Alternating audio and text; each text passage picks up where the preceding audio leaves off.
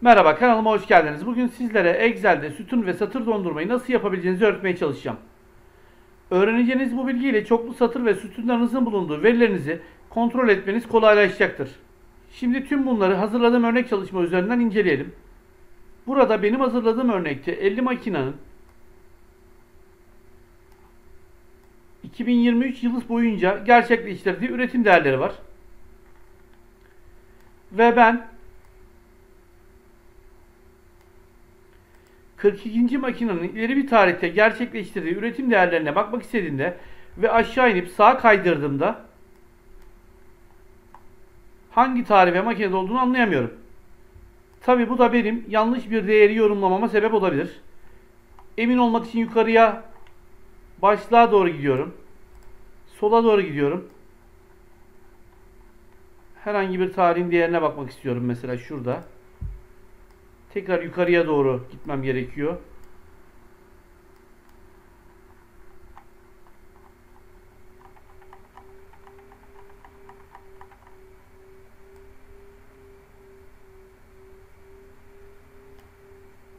Ancak bunu her seferinde bu şekilde kontrol etmek istersem işimin uzamasına sebep olabilirim ve işimin de gereksiz bir şekilde uzaması benim istemediğim sonuçları yaşamama neden olabilir. İşte tam da böyle bir durumda sütun ve satır dondurma işlemini kullanmamız gerekiyor. Şimdi nasıl kullanıldığına bir bakalım. Bunu şöyle başlığını A1'e çekiyorum. Görünüme geliyorum ve buradan da bölmeleri dondur. Bunun üzerinde bir bekliyorum. Çünkü burada bir açıklama var.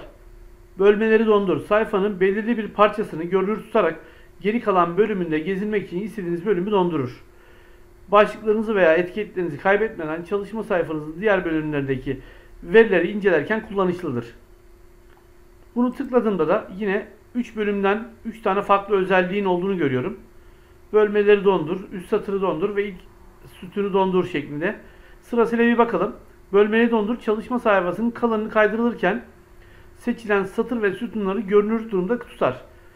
Üst satırı dondur çalışma sayfasının kalan bölümünü kaydırırken en üst satırı görünür durumda tutar. İlk sütunu dondur ise çalışma sayfasının kalan bölümünü kaydırırken ilk sütunu görünür durumda tutar. Şimdi sırasıyla bunları inceleyelim. Şundan başlayalım. Geriye doğru gidelim. İlk sütunu dondur dediğimde ben bunu tıkladığımda burada ilk sütunumuzu doldurdu. Burada bir çizgi var ama şu an görünmüyor. Biraz sonra farklı bir örnekle gösteririm. Şöyle sağa doğru çektirdiğimde kaydırma çubuğunu bakın artık şurası A sütunu dondu. Geri kalanlar hareket ediyor. Bunu kaldırıyorum. Şimdi üst satırı dondur diyorum. Yani şurayı yine burası dondu. Aşağı doğru çektirdiğinde bakın bu sefer de birinci satır dondu. Diğerleri hareket halinde. Burası ben nerede olursam olayım. Bunu şimdi çözelim. Nerede olursam olayım. Üst satırı dondur ve ilk sütunu dondur. Burayı donduracak. Mesela üst satırı dondur diyorum. Yine burayı dondurdu. Çözüyorum. Şuradayı hücrem. Şunu donduracağım. İlk sütunu dondur dediğimde bunu dondurdu. Şöyle göstereyim. Yani bunun nerede olduğunun bir önemi yok burada. Çünkü başında da söylediği gibi üst satırı dondur ve ilk sütunu dondur şeklinde ilerliyor. Şimdi şuna gelelim. Çözelim şu verilerimizi. Şimdi burası bölmeleri dondur. Şöyle çalışıyor. Aslında tüm hepsi böyle çalışıyor. Benim aktif hücrem seçili hücremin sol tarafını ve üst tarafını donduruyor. Alt ve sağ tarafı hareket halinde bırakıyor. Yani ben hücremin neresini seçiyorsam onun solu ve üstü burada dondurulacak şekilde ilerleyecek. Burada sağ ve altı hareketlendirmeyip sol ve üstü dondurmadığı tek hücre A1 hücresi. Onu şöyle göstereyim. Mesela ben buradayken bölmeleri dondur dediğimde bakın az önce bahsettiğim çizgi burası. Şu çizgiler. Sayfamı, çalışma sayfamı ortadan böldü. Bu şekilde. Şu tarafı ve bunun üstünü, şu kesişme noktasını aslında şu alanı dondurdu. Geri kalanlar hareket ediyor. Ben bunu çözüyorum. Şimdi aktif hücrem burada. Benim aktif hücremin sol ve üst tarafını donduracak. Şu kısım ve şu kısmı donduracak. Geri kalanı hareket halinde bırakacak. Örnek veriyorum. Bakın çizgiler bu şekilde oldu. Yani şurası ve şurası dondu. Şurası tamamen dondu. Şöyle göstereyim. Ve şöyle göstereyim. Geri kalan hareket halinde.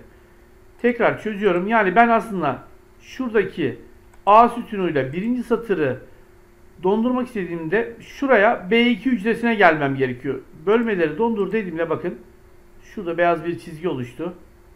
Şöyle ve şöyle dondurdu. Yani ben artık her istediğimi detaylı bir şekilde inceleyebilirim. Toplamları, alt toplamları şeklinde.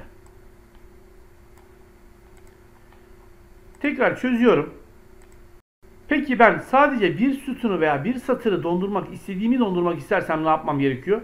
Çünkü burada böyle bir buton, bir özellik, bir seçim alanı yok. O zaman da şöyle yapacağım. Ya bunu şu şekilde birinci hücreyi seçeceğim ya da sütunu seçeceğim. Örnek veriyorum. Ben burada sütunu dondurmak istediğimde yine bunu seçiyorum. Bölmeleri dondur. Çünkü bunlar çalışmaz o anlamda. Bölmeleri dondur dediğinde bakın. Benim istediğim yeri seçti. Bölmeleri çöz diyorum. Bir de böyle deniyorum. Şunu da deneyeyim. Bölmeleri dondur dediğimde bakın şurayı seçti. Çünkü benim üst satırım artık hücre yok. Burada bu mantığın çalışması için üstün ve solun donacak şekilde çalışması için bu alanda hücrelerin olması gerekiyor. Ama burada bakın üst tarafta hücre yok, solda var. O yüzden sütunu donduruyor. Tekrar bunu yapıyorum, kapatıyorum.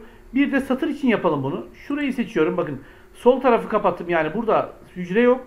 Üst tarafta ise bölmeleri dondur dediğimde satırı dondurdu. Tekrar çözüyorum. Bir de şöyle yapalım. Şurayı seçip yapalım. Bölmeleri çözüyorum. Peki bir de şöyle diyelim.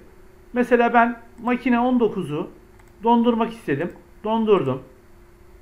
Şurada bana inceleme alanı pek kalmadı. Ben birkaç makine 18 ile analiz etmek istiyorum. Bu durumda ne yapacağım? Şu alanı gizleyeceğim. Ve burada bir çalışma alanı açılacak bana. Tekrar göster diyebilirim burada. Aynı işlemi şurası için de yapabilirim. Satırlar için de yapabilirim. Şurayı, bakın burası geldi. Şurayı gizleyebilirim. Çalışma alanım, yani inceleyeceğim alan biraz daha genişledi. Bu şekilde de yapabilirim.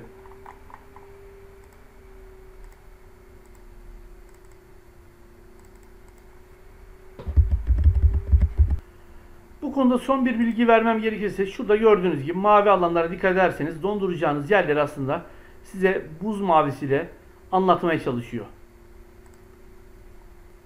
Bu video ile ilgili anlatacaklarım bu kadar. Verdiğim bilgilere sizlere faydalı olacağına inanıyorum.